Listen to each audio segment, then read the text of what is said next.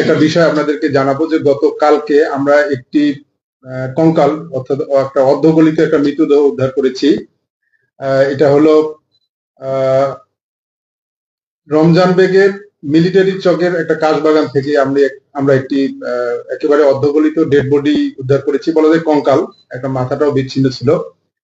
তো সেটা এই ডেড বডিটা উদ্ধারের পরে আমরা এটা তদন্তে নেমেছি এবং আমাদের যে টিম আছে ডিবি টিম এবং থানা পুলিশের টিম তদন্তে নেমে আমরা এটা কেন ডেড বডিটা কার সেটা প্রথমে আইডেন্টিফাই করার চেষ্টা করি এবং প্রথমে আমরা তার যে পরিহিত কাপড় চোপড় দেখে আইডেন্টিফাই করে যে এই লোকটির নাম হলো মোহাম্মদ শাকিল। এই শাকিল হলো মূলত একজন একটা অটো চালক, ব্যাটারি চালিত অটো রিক্সা চালায় জীবিকা নির্বাহ করে। ওনার বাবার নাম হলো শাহিন খালাসি। এই অটোরিকশা চালক শাকিল গত মাসের 27 তারিখ থেকে সে মিসিং ছিল, সে নিখোঁজ ছিল, তাকে খুঁজে পাওয়া যাচ্ছিল না। তো এই গতকালকে তার ডেড বডিটা পাওয়া গেছে। সে মূলত ঘটনাটা আমি একটু সংক্ষেপে বলি যে যে এইটার কানেকশনে যে লোকগুলোকে গ্রেপ্তার করা হয়েছে, আমরা গ্রেপ্তার করেছি 4 জনকে। এই 4 জনের মধ্যে 3 জন লোক 4 জনের মধ্যে 3 জন লোক হলো এই যে অটোরিকশা চালক শাকিলের হলো পরিচিত। এই লোকগুলোর নাম হলো, একজনের নাম হলো রাজন শেখ, আরেকজন আছে ইমরান সরকার, আর হলো শরীফ সুলতান আফসু।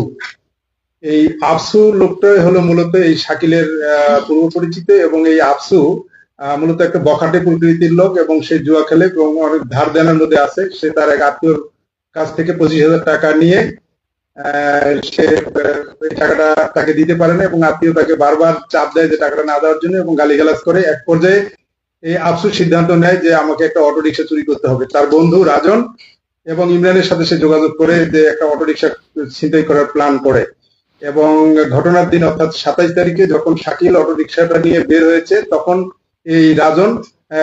আপনাদের কাছে একটা দুঃখের বিষয় নিয়ে কথা বলবো।